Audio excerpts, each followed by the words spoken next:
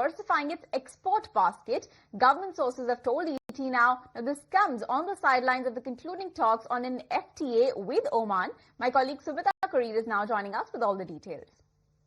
That's right. In light of Donald Trump's additional 25% tariff penalty, there is some pain that exporters are facing. However, we're given to understand from sources that the government, in order to give relief to exporters and, of course, to the overall sector, it is looking at rolling out the export promotion mission soon. Remember, this was announced in budget this year. Other than that, the government of India is also looking at boosting domestic consumption.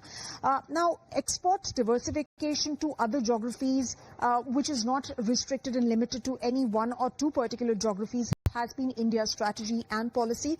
So measures and, of course, initiatives are being taken as far as diversification of India's export basket is concerned. And in light of that, sources are telling us that talks with the European Union are progressing well. Remember, both the leaders from both the countries were looking at essentially closing an FTA by the end of this year. So talks on that front are progressing well.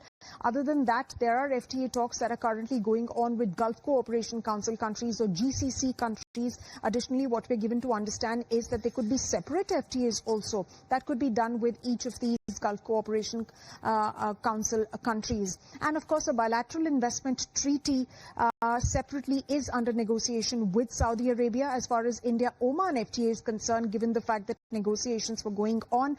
Well, a legal vetting on that is going on at the moment. And of course, the announcement could happen in less than 3 months from now. Other than that, in terms of diversification of India's export baskets and other geographies as far as those are concerned, well, India is looking at exploring markets in West Asia and Europe, like I stated, to cushion tariff impact. And of course, all of these measures, all of these FTAs and talks and negotiations that are currently going on are essentially a part of that strategy.